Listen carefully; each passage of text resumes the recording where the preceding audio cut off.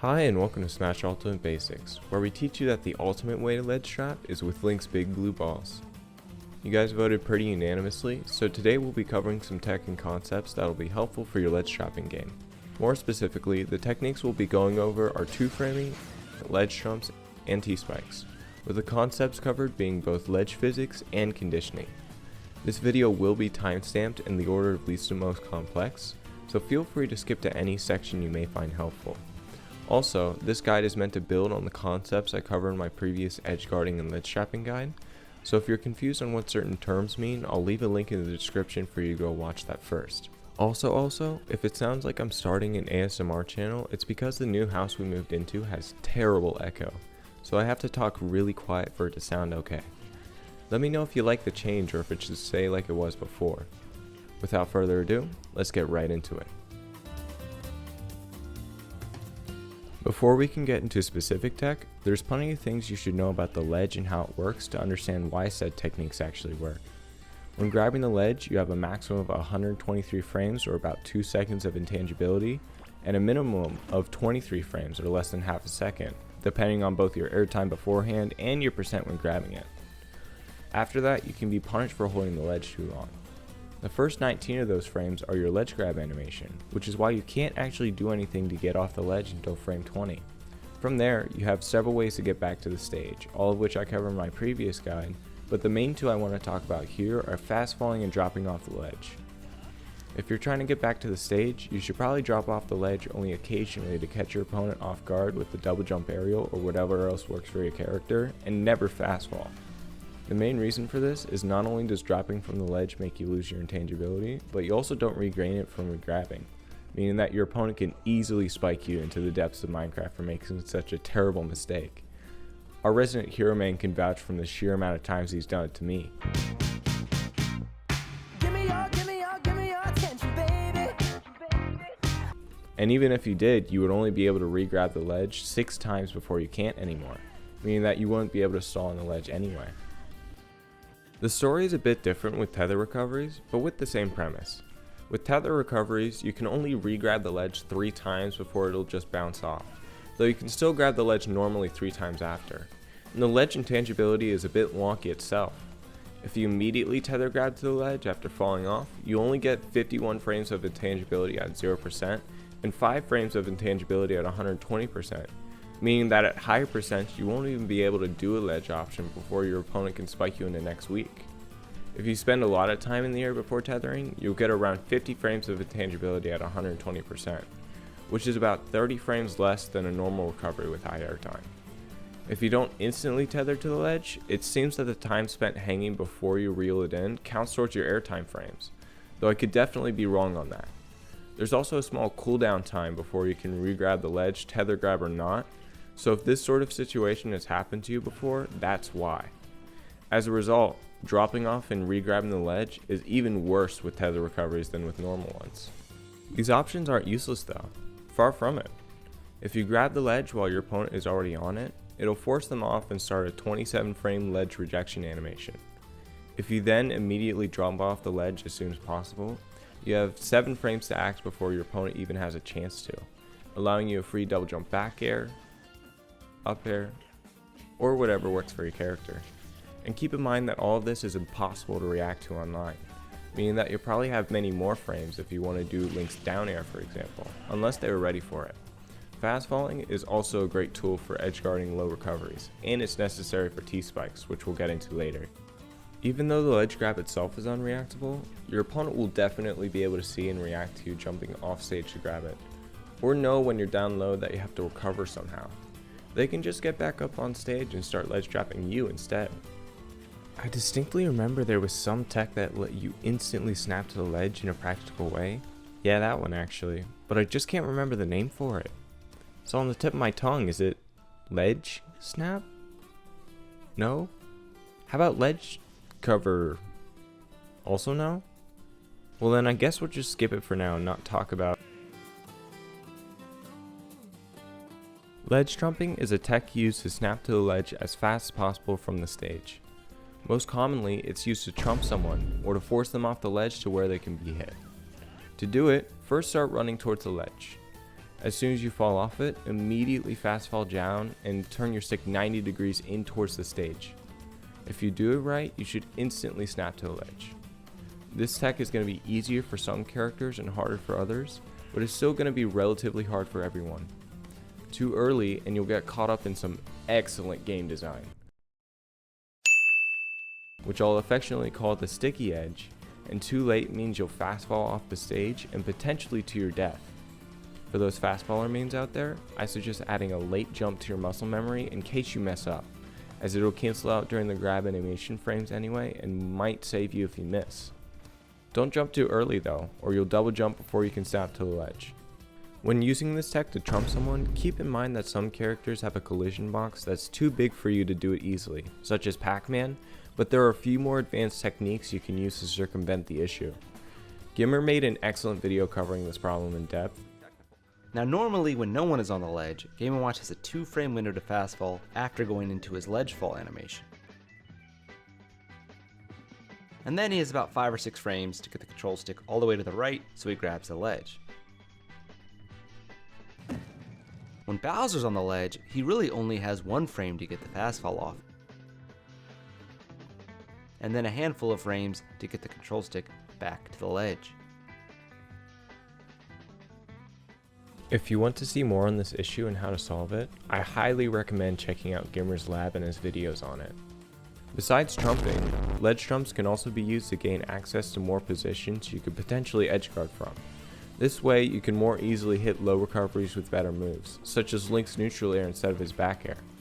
It also gives you access to another technique that will allow you to easily hit low recoveries with a spike, which is what we're covering next. Though dropping from the stage with a down air is a good strategy for some, if you miss, you grab the ledge after your opponent, allowing them a potential reversal, and on Link specifically, you just plain die. You can also grab the ledge and double jump down air, but that doesn't hit low recoveries. Enter the T-Spike. T-Spiking is a tech that allows you to spike low recoveries while also giving you the stage first if you miss, allowing you to start a ledge trap. To do it, you're going to want to fast fall off the ledge, time a double jump and hit down air right after, and hold in towards the stage. If you do it right, it should look something like this. Common mistakes when performing this are the following: double jumping too late, which means you don't get back to the stage, double jumping too early, which means you don't cover the ledge for nearly as long, and not holding in right, which also means you don't get to the stage first. The way you know you got it perfect is if you just barely make it back onto the stage, which will allow for maximum coverage depending on your character's hitbox. This tech will only work with moves that cover far enough below your character, and is at its best when said moves are disjointed or have some sort of armor with them. If you do it right, T-Spike's also 2-frame recoveries. 2-framing refers to the 2 vulnerable frames a character has when grabbing the ledge. During those 2 frames, you can throw out an attack that covers their ledge hang, and if you time it right, it'll interrupt their ledge grab animation and send them back out. If you see people stop teleport recoveries at the ledge, that's probably what they're doing. Keep in mind, however, that 2-framing only works with recoveries from below the stage, since your opponent doesn't have those 2 vulnerable frames when recovering above it. Also remember that each character has different 2-frame tools with potentially differing uses. As an example, while Link's only semi-consistent 2-frame tools are his bomb and the aforementioned T-Spike, which are generally used to interrupt recoveries or to kill, Incineroar uses their main 2-frame tool, down tilt, to set up into things like F tilt or up smash for the kill. Although ledge trumping, 2-frames, and T-Spikes are all great for getting your opponent off the ledge, some recoveries are bound to slip through the cracks, in which case you start whatever ledge trap works for your character. However, most ledge traps have at least 1 or 2 options they don't cover, and if your opponent is good enough, they'll find said options and get back on stage. So if your ledge trap isn't working on them, what do? Conditioning is when you train your opponents to have certain responses given a similar situation. In the context of ledge trapping, conditioning is either forcing them to or observing how your opponent mostly only uses 1 or 2 get-up options when recovering. As an example, when I was playing friendlies against our resident hero main, I kept punishing his get-up roll with an F smash from roll distance. He then adapted to my punishes and instead started to buffer get-up jumps followed by a double jump every single time. I noticed this after a while, and so instead of holding F smash, I preemptively threw out a forward air and caught him pretty much every time, at least until he adapted again.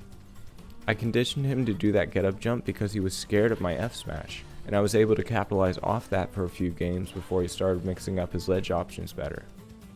There are two main ways to condition your opponent. Either find a habit your opponent has and punish it, or force them to make a habit and punish it. The former is a bit easier, but still requires a bit of finesse to do it well. Take for example my habit. When I grab the ledge and see my opponent waiting at roll distance, I tend to stall and wait for them to be impatient. If they then run towards me, I like to drop off the ledge and double jump fair.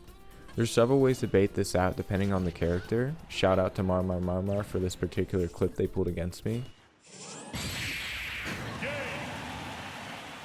But most characters can simply wait at roll distance before running up and shielding, then punish with whatever out of shield option works for them. If your opponent always rolls when you're at ledge, then you can bait them out before dashing back and punishing with a grab, smash attack, or whatever works for your character. Keep in mind though that better players will realize that you're catching on and start mixing up their get up options. The latter method is very character specific, but the concept remains the same for everyone.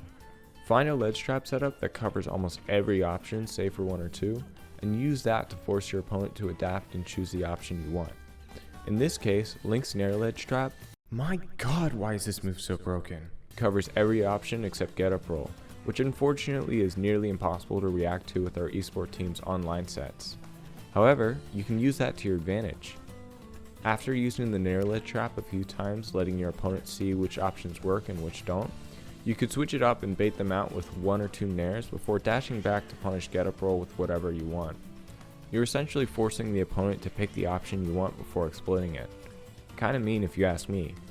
Then again, so are you if your name is PK Fire the character. Conditioning can extend beyond just ledge options however. If you consistently approach with rising aerials, you're conditioning your opponent to shield it before punishing with an out of shield option they might have. You can then mix it up with an empty hop where you just fall back to the ground without doing anything, and punish that habit you've conditioned with a grab. That's one really quick example, but there are many ways you can condition your opponent to have a response you want. Overall, the ledge is a pretty complex yet necessary part of the game that could make or break your sets. We first went over ledge physics and how it works, as well as when you should and shouldn't drop off the ledge. We then went over ledge trumping, a tech that allows you to snap to the ledge from the stage really quickly. We also covered T-spikes, a tech used to hit low and 2-frame recoveries, and speaking of which, 2-framing is where you hit the opponent in the two vulnerable ledge grabbing frames they have when recovering from below. And finally, we went over conditioning and how to make your opponent respond in the way you want them to. Follow all of this and I guarantee both your edge guarding and ledge trapping game will greatly improve. Unless you play Belmonts. If you made it to the end and found this video to be helpful, a like and sub would be greatly appreciated.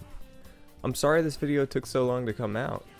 Between my job and training and all the other stuff I gotta do, it took me quite a bit to script and make this. School's coming up fast, but even so I don't think the next one will take this long. Like I did for this video, I'll be posting polls for what you guys want to see next, so make sure to check in the community tab after this video is released if you want to vote. Also, we just reached over 400 subscribers. Thank you guys so much for the continued support, and yeah, that's about it. See ya!